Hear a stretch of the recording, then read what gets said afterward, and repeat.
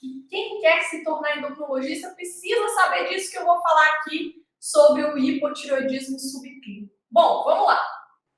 O que acontece? O que acontece é que o hipotireoidismo subclínico é uma situação, é uma condição que tem uma prevalência alta, né, na população, assim, relativamente alta.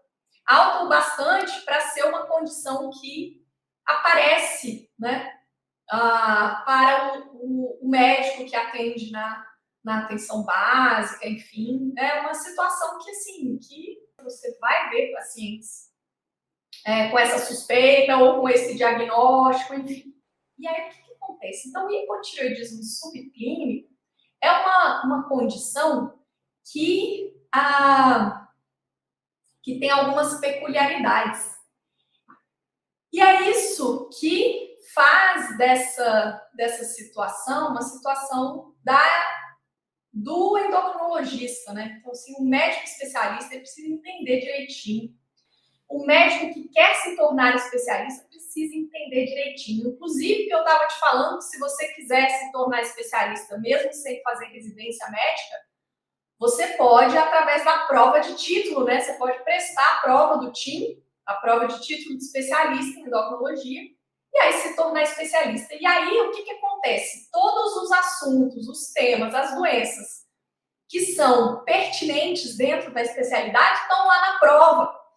E aí, eu tenho que te dizer que o hipotireoidismo subclínico, ele está sempre lá na prova, né? Assim como aparece no dia a dia, também aparece na prova, você vai ser cobrado disso, se você quiser se tornar endocrinologista.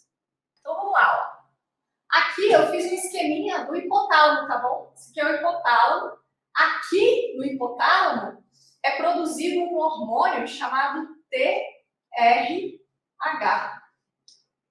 Esse hormônio TRH, ele vai fazer um caminho curtinho aqui, ó, do hipotálamo até a hipófise. E vai estimular a hipófise a produzir um hormônio chamado TSH. O TSH vai estimular a tireoide, que eu desenhei aqui uma borboletinha, a produzir os seus hormônios, né? Os hormônios tireoidianos, o T4 e o T3. E daí os hormônios tireoidianos, na verdade, vão circular principalmente na forma de T4. E esse T4, lá no meio intracelular, ele vai ser convertido a T3, e é o T3 que vai exercer o efeito biológico. Mas quem está circulando é o T4. E aí esse T4, ele vai agir nos diversos órgãos e tecidos, inclusive na própria hipófise, né, onde ele vai inibir a produção de TSH. Eu sei que você provavelmente já sabe disso daqui, né? Já está cansado de saber disso. Mas o fato é que, se a gente olha para isso daqui, a gente evolui no raciocínio, a gente entende direitinho o hipotireoidismo subclínico. Quando a gente fala de TSH, a gente está falando de um hormônio produzido pela bonitinha da hipófise. E a hipófise, ela é uma glândula que os seus hormônios, né, boa parte deles, inclusive o TSH é um hormônio produzido de uma maneira pulsátil. É assim, olha, a hipófise, ela não fica produzindo sempre TSH nas mesmas quantidades, não. Ela faz assim, ó, ela faz uns picozinhos assim, ó, de produção de TSH. E daí, o que acontece? Eventualmente, né, pode acontecer de ter um picozinho um pouquinho maior do que o outro.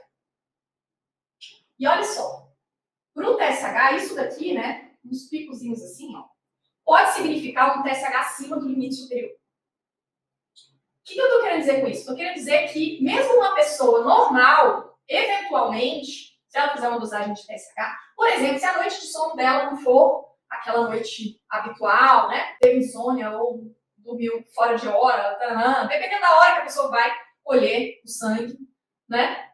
Isso pode fazer com que esse valor de TSH venha um pouquinho acima do limite da referência. Ou seja, quando a gente tem um paciente, olha só que são duas situações semelhantes. Um paciente com hipotireoidismo subclínico, o que ele tem? Ele tem uma alteração muito discreta na tireoide, na qual o T4 livre dele ainda é normal, né? Porém, o TSH dele é acima do limite superior. Beleza.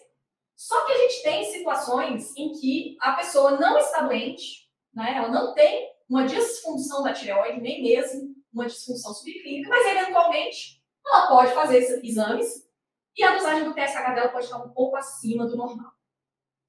Tem uma outra situação também que pode acontecer, que também é semelhante, que também pode dar o mesmo resultado de exame.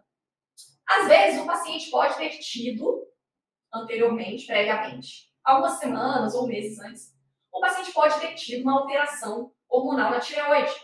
Porém, essa alteração já está em resolução.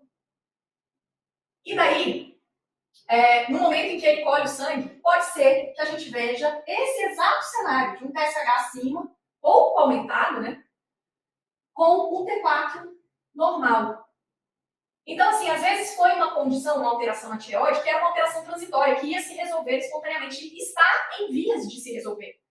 Mas, por sorte ou azar, bem no dia em que esse exame foi colhido, ainda existia uma leve alteração do TSH. Então, olha, por conta disso, como o hipotireoidismo subclínico, o próprio nome já está dizendo subclínico, é uma pessoa que não tem sintomas, né? Ou que tem sintomas inespecíficos. É uma pessoa que tem um T4 livre normal e é uma pessoa que tem um TSH levemente aumentado, né? Um TSH um pouco acima do limite superior.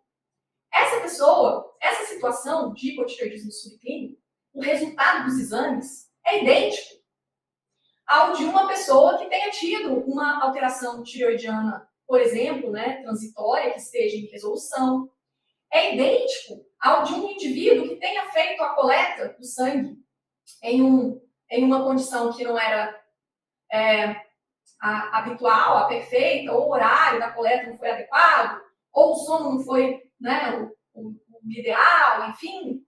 E aí, esse resultado do TSH pode vir alterado. Mas essa pessoa não tem uma doença na tireoide. Ou a doença da tireoide dela já está em resolução espontânea.